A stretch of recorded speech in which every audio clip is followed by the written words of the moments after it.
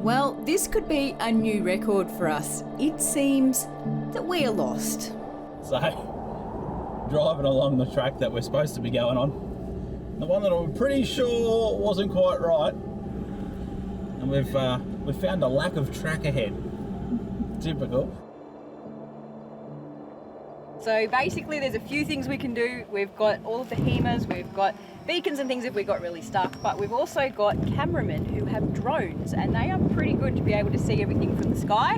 We're going to see a little bit more than what we can see, aren't they, Borgie? Definitely so. So we come to this big trench and we're wondering which way do we go. So Nick sent the drone up and we've been able to spot what we reckon is the track we're actually after. We'd never see it from ground level, but with the drone up in the air, everything, it just gives you a whole different view of the landscape.